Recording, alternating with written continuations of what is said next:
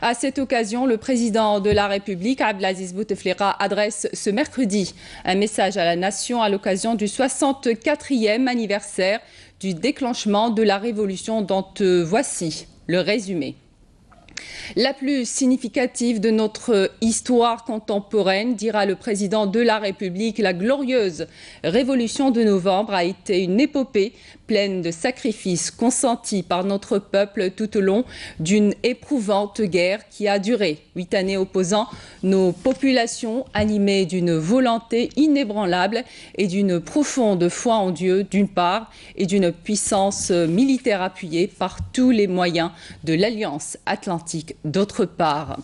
Une guerre non égale qui s'est soldée par la victoire de l'Algérie, même si elle nous a coûté 1,5 million de shahids, des millions de blessés, d'invalides, de déplacés, d'orphelins, de veuves, ainsi que des milliers de villages détruits et des centaines de forêts brûlées par des bombardements au napalm utilisés par une férocité démesurée, sans oublier la torture dans les formes les plus abjectes qu'a connues l'humanité au fil des siècles. Cette fête nationale, poursuit le président de la République, est l'occasion de nous recueillir à la mémoire de tous nos valeureux chouhada qui, par devoir suprême, ont sacrifié leur vie pour la liberté de notre peuple et de notre pays. De même que j'adresse en votre nom, tous, mes salutations et mes hommages à mes compagnons d'armes parmi les vivants, moudjahidines et moudjahidettes, en leur souhaitant bonne santé et bien-être et en m'inclinant à la mémoire de ceux qui ont rejoint leur dernière demeure. La révolution du 1er novembre a été le couronnement de la farouche résistance opposée par notre vaillant peuple depuis l'invasion de notre pays par la force coloniale et a été l'amorce d'un vaste processus de construction et d'édification. Nous sommes parvenus, Dieu merci, à redresser la situation et à enclencher une phase de reconstruction et nous attelons à la concrétisation de tant de vos aspirations légitimes grâce à la concrétisation de la paix et la réconciliation nationale. Un processus de développement intégré qui a touché la totalité du territoire national, qui a été confronté il y a 4 années à une terrible chute des cours de pétrole qui n'a pas induit un arrêt de notre processus de développement grâce à la décision que nous avions prise pour le paiement préalable de la dette extérieure et la construction d'une importante épargne interne. Ainsi, notre pays a recouru souverainement et librement à l'endettement intérieur. Ce progrès significatif confirme que l'Algérie a tous les atouts lui permettant d'aller de l'avant, à la condition de demeurer attachée à certaines valeurs, dont celles tracées par la déclaration du 1er novembre. Il ne faut cependant pas perdre de vue que l'Algérie évolue dans un environnement marqué par des crises multiformes dans notre voisinage,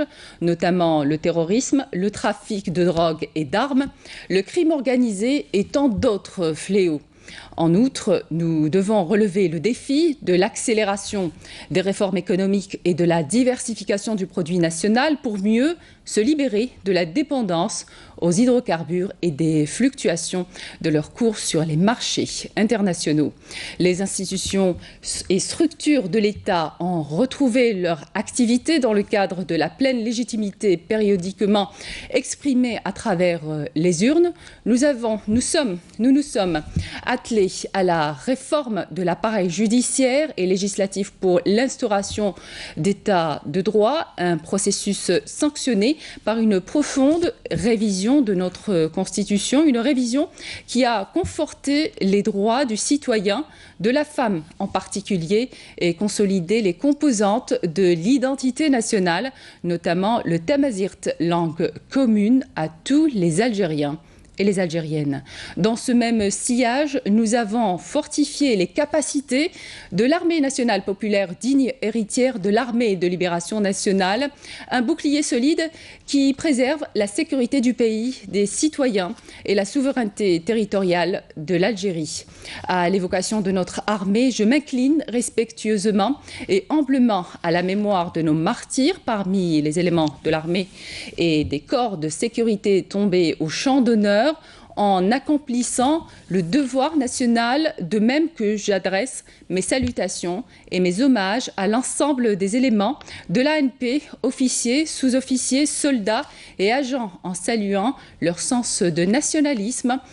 élevé et en étant stationnés aux frontières de notre territoire national, en s'acquittant avec bravoure et persévérance de leur mission au service de l'Algérie. Mon souhait est que ce message soit l'occasion de vous enorgueillir de cette glorieuse révolution dont nous célébrons aujourd'hui le déclenchement et de toutes les réalisations accomplies par notre peuple à la lumière de l'indépendance et de la souveraineté